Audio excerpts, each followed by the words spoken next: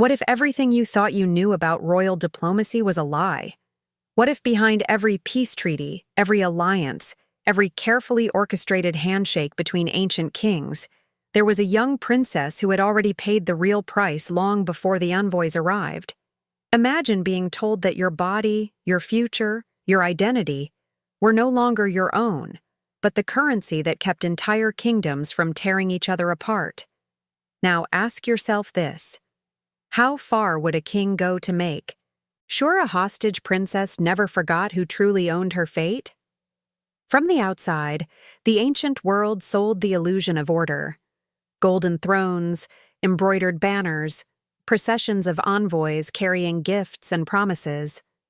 But beneath this polished theater was a network of hostage exchanges so calculated and so psychologically destructive that even experienced diplomats recorded their shock in coded lines and hesitant metaphors.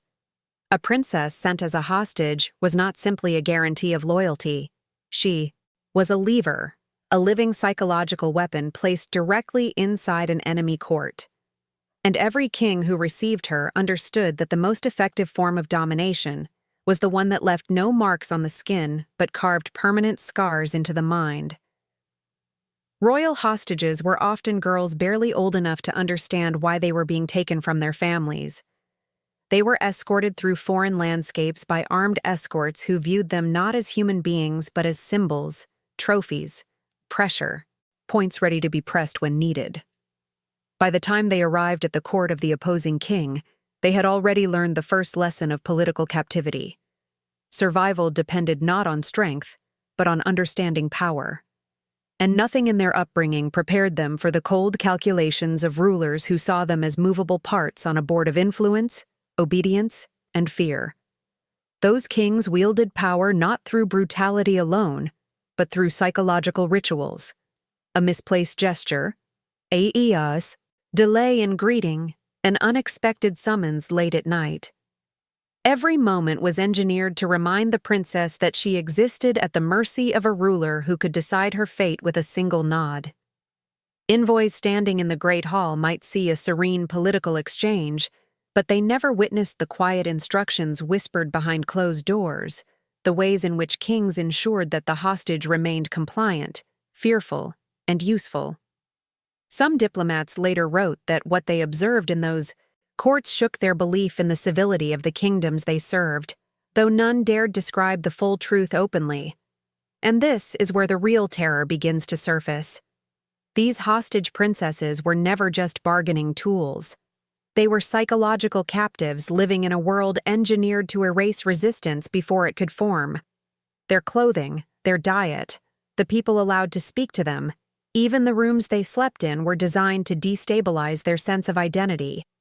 The kings who controlled them knew that the most powerful form of domination was not physical imprisonment, but total dependence, the kind that made a princess doubt her own memories, her own loyalty, her own worth. And as the envoys watched from the sidelines, they understood something deeply unsettling. The fate of nations rested on the breaking of a single young woman who had never asked to be part of the game. If any part of this opening makes you question how many of these stories were erased from the official records, leave a comment sharing what surprised you the most. Make sure to like this video and check whether you're already subscribed so you don't miss the truths hidden beneath the polished surface of ancient diplomacy. As what comes next might challenge everything you thought you knew about royal power and the price women paid for it. The system that shaped these hostage princesses did not arise by accident. It was engineered across centuries by kingdoms that understood something chilling about human nature. Fear is predictable, but hope is exploitable. And royal families knew that nothing inspired more desperate obedience than the promise of safety held just out of reach. The practice began quietly, long before chroniclers dared describe it openly. Kings learned that instead of risking open war, they could demand a daughter, a niece, or a young female relative as a living safeguard.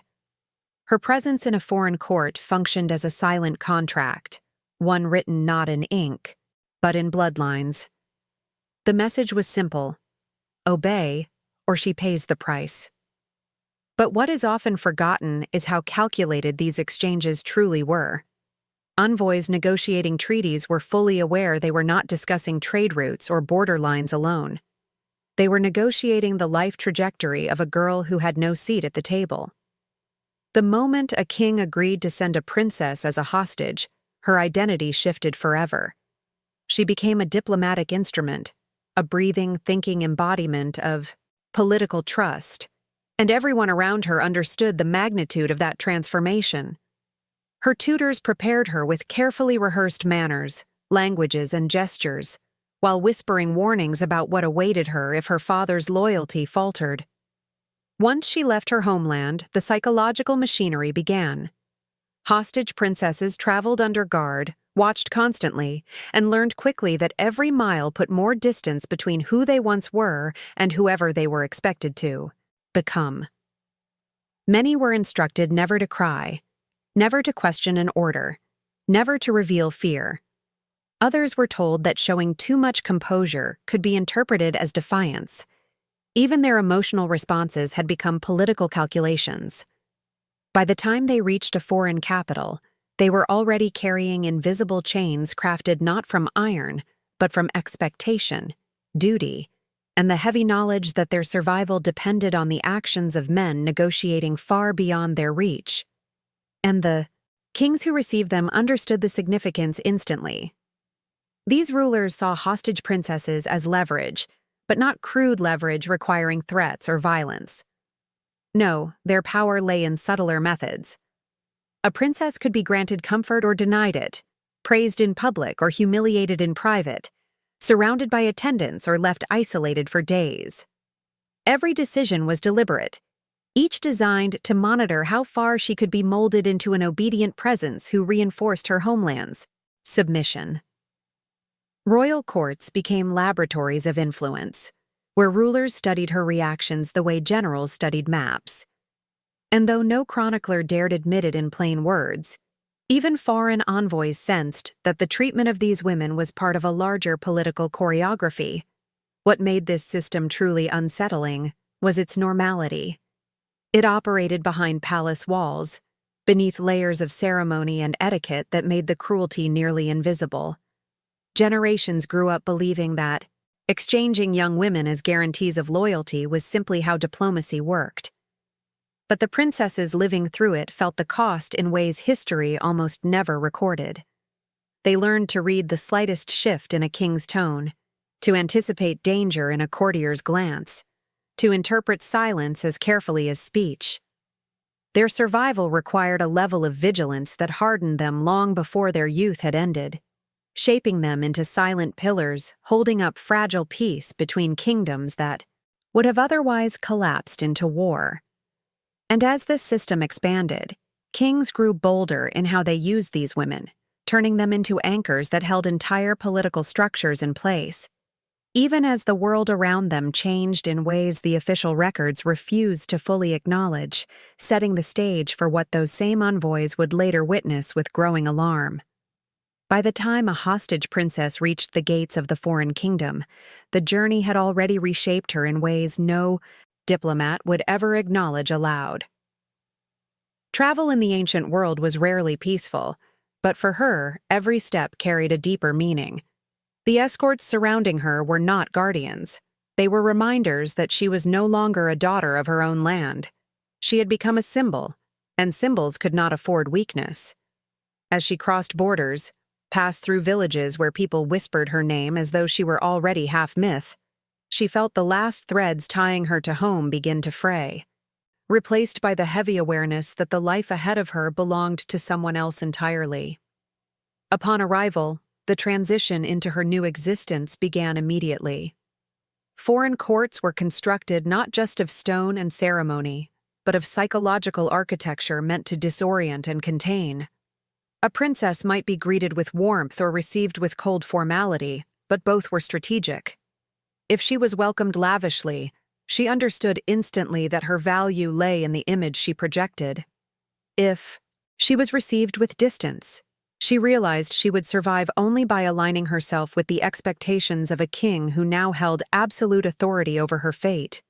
Every detail of her introduction was calibrated to teach her the rules of a place where her presence was not voluntary but enforced. These courts were labyrinths of power, and she entered them already at a disadvantage. She did not know the alliances, the feuds, the silent wars fought behind silk curtains and polite smiles. Her attendants were often replaced with foreigners who spoke languages she barely understood, creating an isolating barrier that made every interaction feel like a test. Meals were watched, conversations monitored. Even the act of walking through a corridor became a lesson in controlled composure. In these environments, vulnerability was not just dangerous. It was interpreted as an opportunity by those seeking favor with the king, who himself observed everything with the calculated patience of a ruler trained to detect weakness. The conditioning she underwent was subtle, but devastatingly effective. Her daily schedule was rearranged, her clothing chosen to reflect her status as both honored guest and political captive. Her freedoms granted or taken away based on the fluctuating needs of diplomacy. Some princesses were assigned tutors to teach them court etiquette, but these lessons were less about refinement and more about reinforcing the hierarchy that now defined their existence. A tilt of the head, a hesitation before speaking, a misplaced gesture, any of these could be interpreted as disrespect, disobedience, or concealed defiance.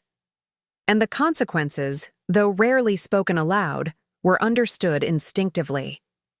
What envoys rarely mentioned in their official reports, but sometimes hinted at in private letters, was the psychological pressure these women endured the moment they entered the palace.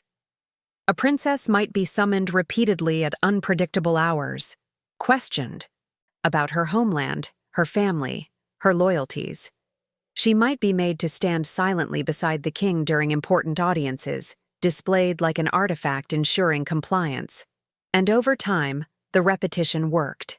It wore down resistance, replacing instinct with caution, turning a once confident young woman into someone who measured her breathing, her gaze, her very thoughts against the shifting moods of a ruler who saw her as the living embodiment of another kingdom's promise.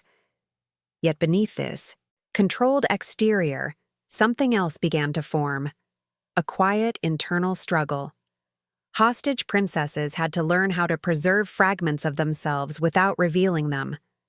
They had to find ways to endure without overtly resisting, carrying memories of home like contraband hidden behind their eyes. And while the court might have believed they were shaping her into a compliant vessel of political obedience, the truth was far more complex. The journey she endured and the psychological reshaping she experienced set the stage for the deeper manipulations that would follow. Manipulations so severe that even hardened envoys would later recount them with a mixture of disbelief and dread, aware that what they had witnessed was only a surface glimpse of something much darker unfolding within the palace walls. Once a hostage princess settled into the rhythms of the foreign court, the real machinery of manipulation began to unfold around her. Unlike the overt threats that defined wars and territorial disputes, the methods used against these young women were crafted with precision, designed to reshape their sense of reality slowly, deliberately, almost invisibly. Kings understood that control rooted in fear alone was fragile. What they sought was obedience woven into the princess's identity so thoroughly that she could no longer distinguish her own desires from the expectations imposed upon her. The first layer of this manipulation often came disguised as kindness. A king might summon her to offer gifts, praise her poise, or engage in what seemed like thoughtful conversation. But beneath every gesture was an evaluation. How did she respond to attention? Did she lean toward gratitude or caution? Did her eyes reveal defiance or uncertainty? These subtle tests allowed the king to determine which psychological levers would be most effective. If the princess appeared timid, he would encourage dependence by positioning himself as her protector. If she appeared strong, he would isolate her, surrounding her with attendants loyal only to him, ensuring that every whisper she heard reinforced her vulnerability. Humiliation was another tactic, calculated and measured. A princess might be tasked with attending ceremonies where she stood lower than others of her rank, a public reminder that her identity had been stripped of its former meaning. At other times, she might be corrected in front of court officials for minor infractions, using the wrong title, standing in the wrong place, hesitating before answering a question. These corrections served a dual purpose. They trained her to monitor herself obsessively while signaling to everyone else that her position depended entirely on the king's approval. The more she internalized this dynamic, the more she began to anticipate what the king wanted before he ever voiced it. Chantage-like pressure followed. Envoys visiting the court were sometimes allowed brief glimpses of her, glimpses designed to show her compliance. The message was unmistakable. If her family wished to keep her alive and unharmed, their king needed to remain loyal. And for the princess, this knowledge became a form of psychological captivity more powerful than any locked chamber. Every misstep, every perceived failure, carried the weight of consequences she could neither control nor escape. She learned to read danger in the tone of a guard's announcement, in the king's silence during a meal, in the shifting posture of courtiers, who watched her with polite, predatory curiosity. Some kings weaponized affection as cruelly as they weaponized fear. A princess might be given privileges, a garden walk, a luxurious garment, time with musicians or scholars, only to have them revoked without explanation. The sudden withdrawal of comfort destabilized her, creating a silent desperation to regain favor at any cost. Over time, she began living in a state of emotional suspension, never sure which version of the king she would encounter. The benevolent ruler who smiled as though she were cherished, or the cold strategist who viewed her as nothing more than leverage. This uncertainty was one of the most powerful tools of control, shaping her every action into a plea for stability she would rarely be granted.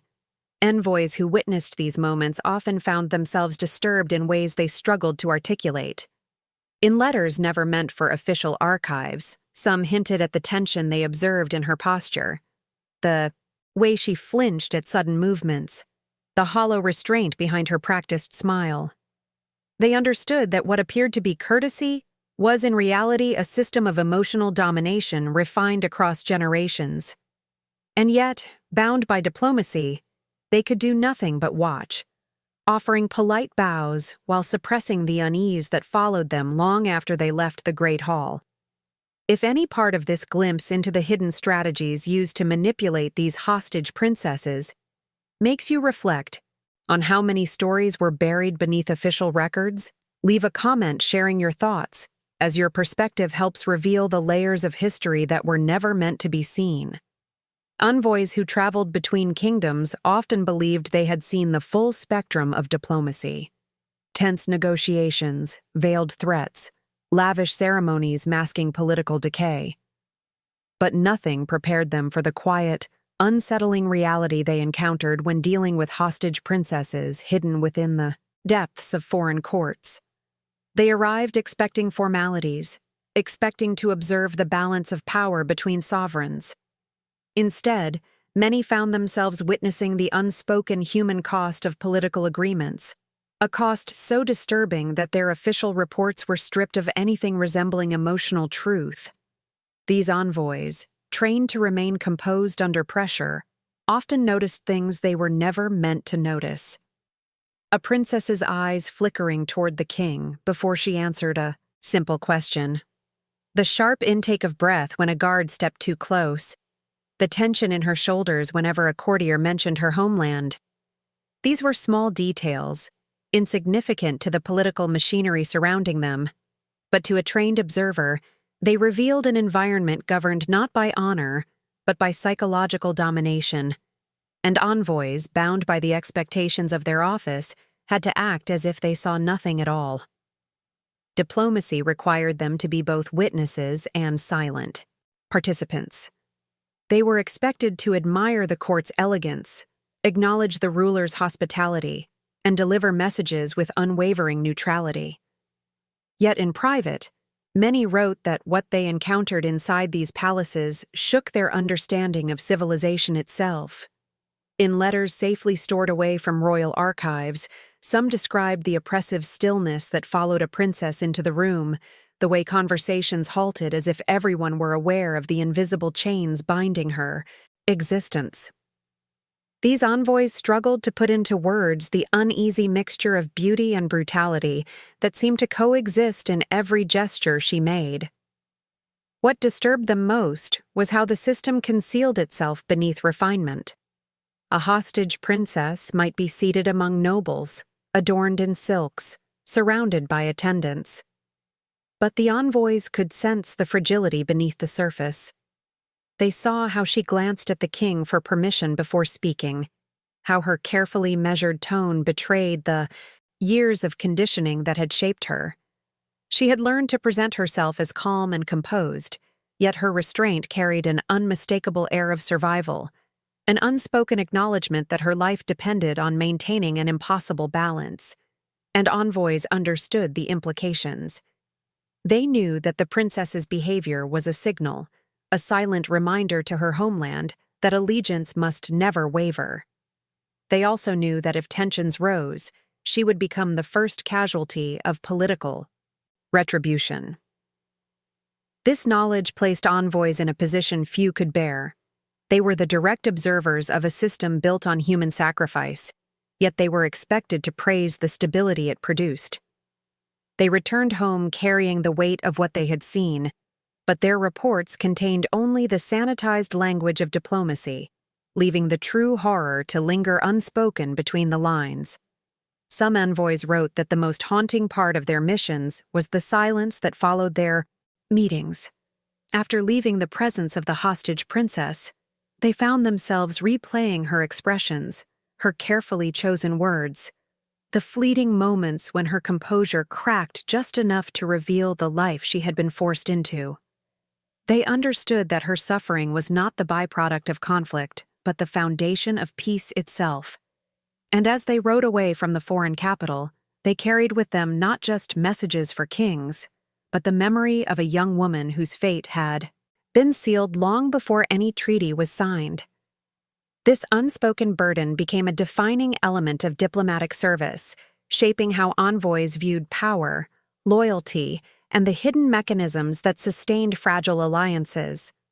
And though they rarely mentioned these impressions aloud, they knew that what they had witnessed was only the beginning of a darker, more calculated system that shaped every aspect of the princess's existence, setting the stage for manipulations that extended far beyond the court's ceremonial walls. As generations of princesses vanished into foreign courts, the stories surrounding their fate were preserved not in official chronicles, but in fragmented testimonies, scattered letters, and the uneasy whispers of those who had watched the system from the periphery. These cases, though seldom acknowledged publicly, reveal a pattern of quiet terror, one that exposed how deeply hostage diplomacy relied on the psychological deterioration of the girls trapped within it. Their experiences became cautionary tales carried by envoys, merchants, and exiled courtiers, who had witnessed enough to understand that the suffering of these women was not incidental, but essential to the stability of ancient power structures. Some of the earliest accounts describe princesses who simply disappeared. No death record, no burial site, no ceremony. One day they were seen walking through the palace gardens under heavy guard, and the next, their absence was explained with phrases so vague they bordered on mockery: relocated for safety, transferred to another estate, taken ill. Yet those who had worked close to them, the older servants, the scribes, the minor officials, suspected the truth. A princess who grew too bold, who displayed too much awareness of her symbolic value, or who resisted too openly, posed a political risk. And political risks in ancient courts were handled with chilling efficiency. Other stories were even more haunting. Some envoys wrote of princesses whose demeanor changed so drastically over the years that they seemed like different people altogether. A girl once praised for her intelligence and spirited conversation would grow quiet, her eyes dulled, her movements mechanical. One diplomat described a princess who answered questions flawlessly, but never blinked during conversation, as though afraid that breaking eye contact might invite punishment. Another reported that a princess he had first met at age 12 later appeared before him as a young woman who seemed unable to speak without trembling. These transformations were subtle enough to go unrecorded in official documents, but unmistakable to those who had seen the spark in these girls before it was extinguished. There were also tales of princesses driven into madness. Court physicians, bound by loyalty to the king, described their conditions as inherited weaknesses or unfortunate illnesses, but servants whispered of long nights when the girls cried out until their voices failed, or mornings when their attendants found them staring at the wall in complete silence. Madness, in these cases, served a purpose. A broken princess did not negotiate. She did not remember promises made to her. She did not inspire rebellion. She became an empty symbol, one that the receiving king could wield as evidence of dominance without the inconvenience of resistance. Even worse were the cases involving forced assimilation. Some princesses were pressured or coerced to adopt the customs, dress, and language of the foreign court so completely that their original identities faded into obscurity. The transformation was presented as cultural refinement, but the underlying purpose was far more insidious: to sever their psychological ties to their homeland. A princess who no longer thought in her native language, no longer sang the songs she had learned as a child, and no longer wore the colors of her lineage was easier to display as proof of another king's supremacy. These women became living monuments to submission, their existence a daily reminder to visiting envoys and ambassadors of the consequences of disloyalty. Occasionally, fragments of their stories resurfaced generations later. A letter discovered in a monastery might mention a princess who died far from home in sorrow. A merchant's diary might describe a strange young woman kept behind palace walls, accompanied always by guards who never allowed her to speak to outsiders. These scattered pieces form a mosaic of suffering that historians can only partially reconstruct. Yet even these incomplete records reveal something unmistakable. The system depended on erasing the humanity of these women so thoroughly that their pain became invisible, their silence indistinguishable from obedience.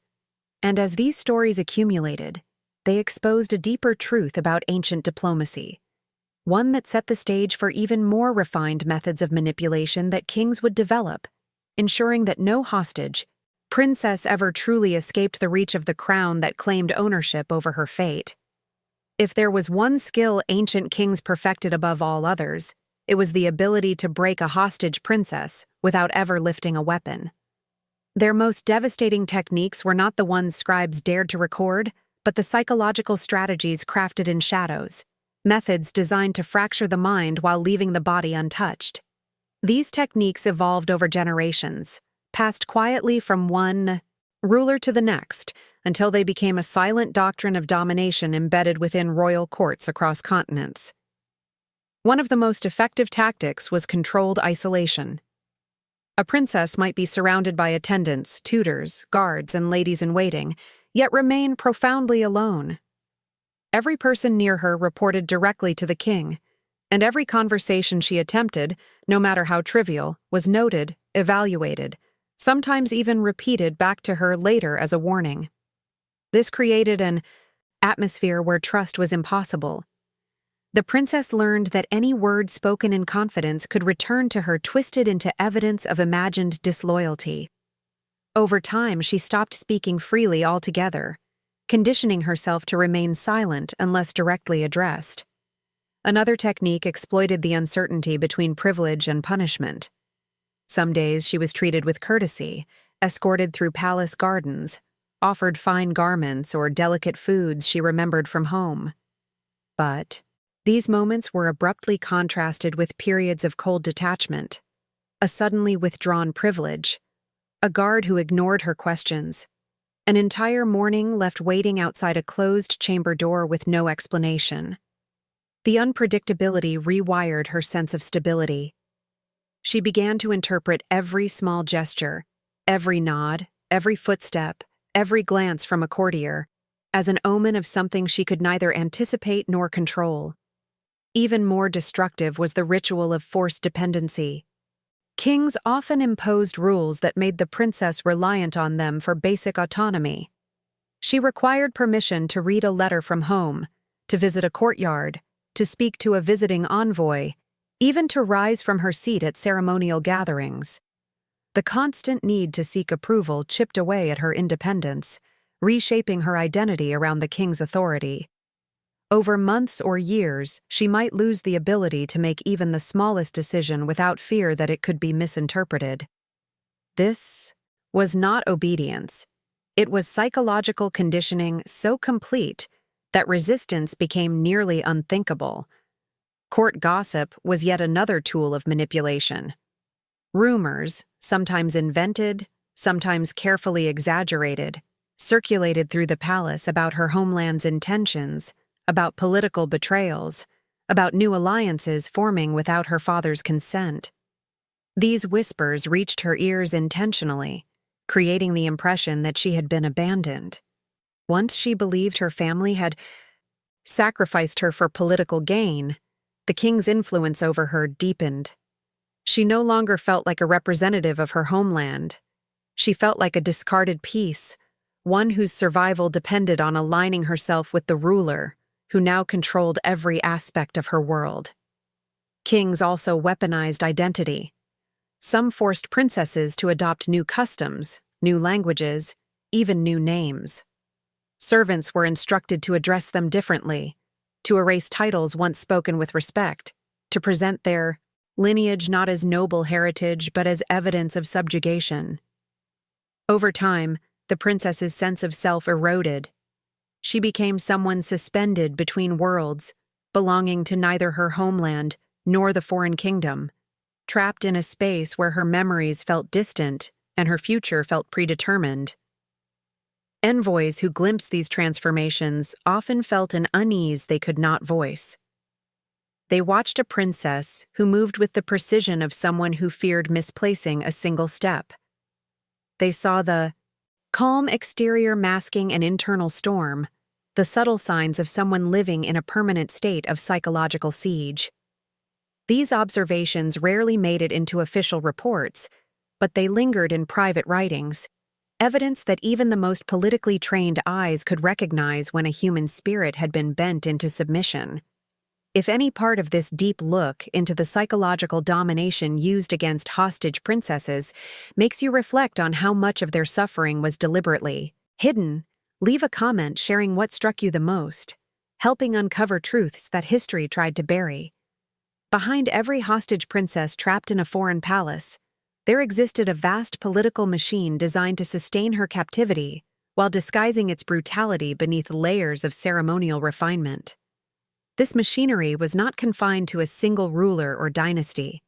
It was a shared strategy, quietly adopted by kingdoms that recognized the devastating efficiency of controlling another nation through the silent suffering of one young woman. And as the system matured, it became increasingly complex. An intricate structure of bureaucracy, surveillance, and unspoken agreements that ensured no princess ever truly escaped the reach of the crown that claimed her. At the center of this machine was a cold calculus. A hostage princess was not merely a person, she was leverage. Kings understood that wars could be avoided or ignited, depending on her well-being, and they used this understanding to manipulate both allies and enemies. A slight decline in her privileges could signal suspicion. A sudden improvement in her treatment could hint at renewed trust. Her daily life became a diplomatic language of its own, a coded communication between courts that rarely needed to be spoken aloud. Envoys learned to watch her closely, for her condition often revealed more than any treaty or proclamation. To maintain this system, kings relied heavily on networks of attendants whose loyalty had been secured long before the princess's arrival. These attendants reported every movement, every hesitation, every moment of emotional strain.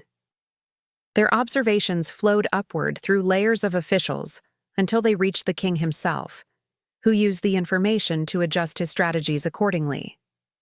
This constant monitoring was not only meant to detect potential defiance, it was designed to shape the princess into a state of permanent compliance, ensuring that fear and uncertainty eroded any sense of resistance long before it could become action.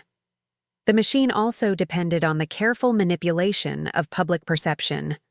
Official chronicles portrayed hostage princesses as honored guests, symbols of alliance and unity. Artists painted them in richly adorned garments, their expressions calm, their posture dignified. Court poets wrote verses describing their grace and virtue, transforming captivity into a narrative of noble sacrifice. These portrayals allowed kingdoms to maintain an image of civility even as they stripped the princess of her freedoms. The contrast between appearance and reality became so severe that for many women, the stories told about them bore no resemblance to the lives they were actually living behind palace walls. But perhaps the most chilling aspect of this political machinery was how seamlessly it integrated into everyday governance. Treaties included clauses referencing the princess without naming her directly, tax records allocated, resources for her maintenance. Court schedules adjusted around her presence, ensuring she appeared at events that reinforced the illusion of voluntary participation. Even the architectural design of certain palaces reflected her position. Rooms built to observe her discreetly, corridors arranged to limit her access, gardens walled not for beauty but for containment. Her captivity was woven into the literal structure of the kingdom, an invisible blueprint of control that endured through generations.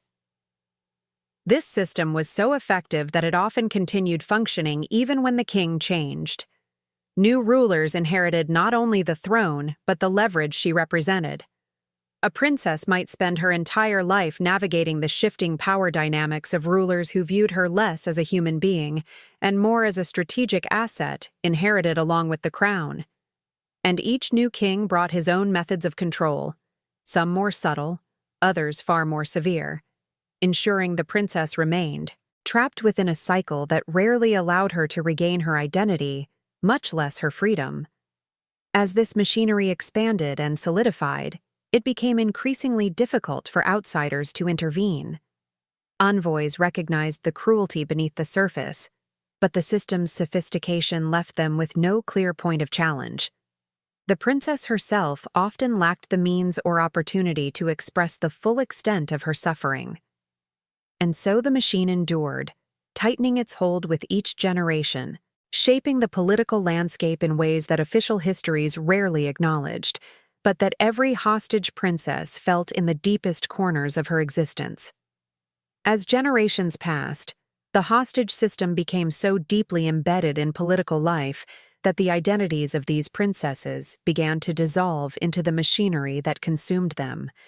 Their names appeared briefly in treaties, were whispered during negotiations, and sometimes noted in diplomatic exchanges, but rarely captured in the permanent record.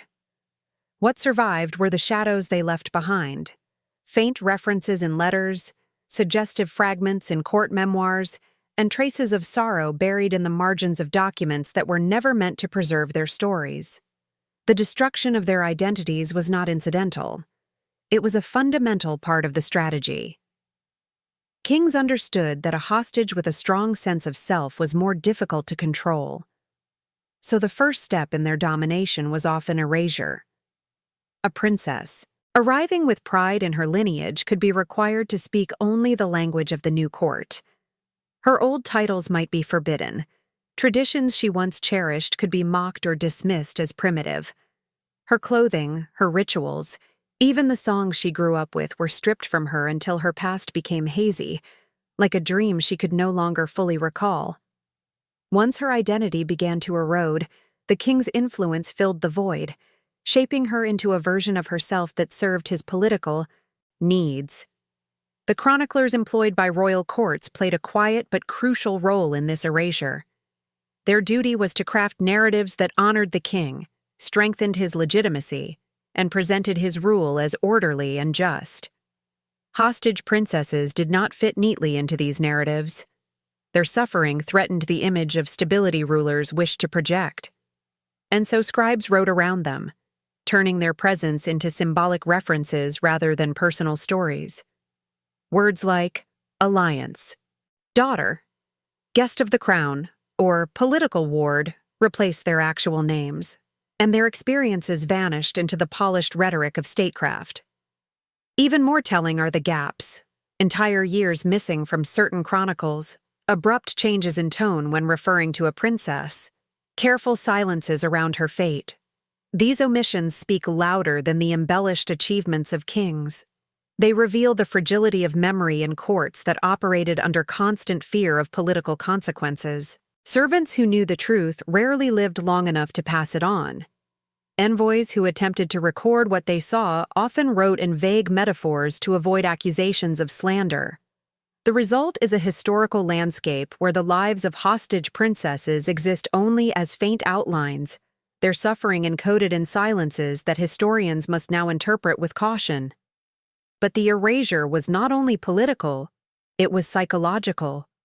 Over time, many princesses adopted the identity imposed upon them, because it offered a semblance of stability in a world where everything familiar had been taken.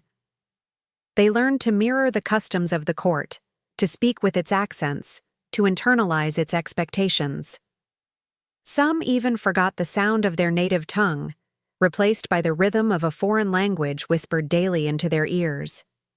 When visitors from their homeland arrived, these women sometimes looked through them rather than at them, as though unable to bridge the distance between who they once were and who they had become.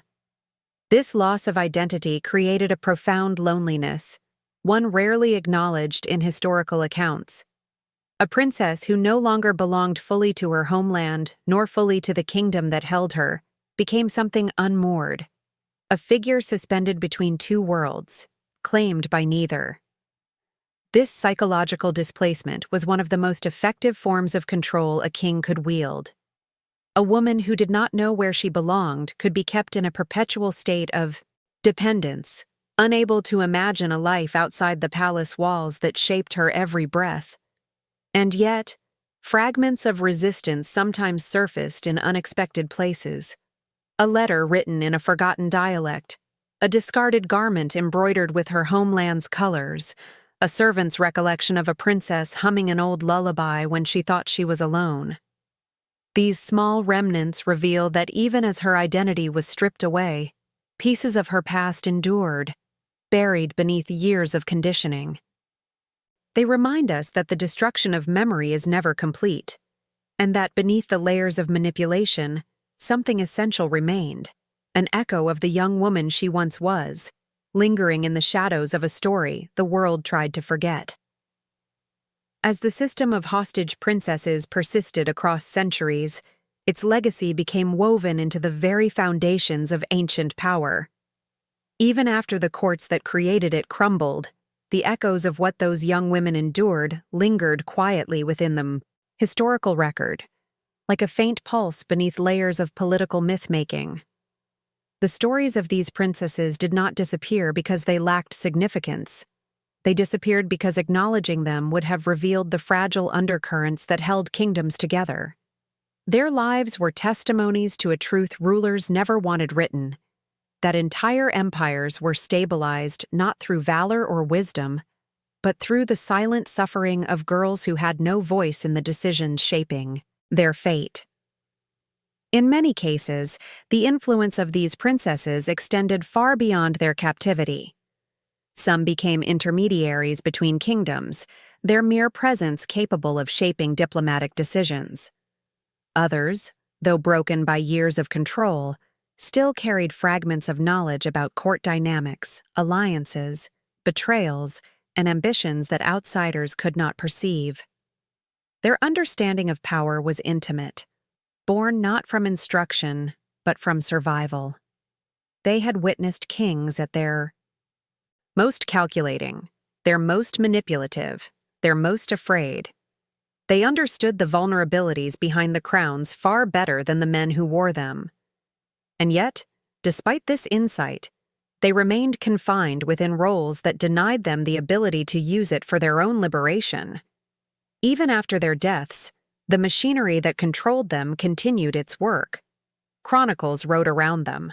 Laws justified their existence only in terms of political necessity. Songs and poems romanticized their presence, disguising their captivity behind metaphors of unity and peace. But sometimes, in the margins of older manuscripts, the truth broke through. A brief mention of a princess who tried to flee, a note about one who died under mysterious circumstances, a hint that another returned home changed in ways her family did not understand. These traces reveal not only suffering, but resilience. The quiet refusal of these women to disappear entirely from the historical imagination.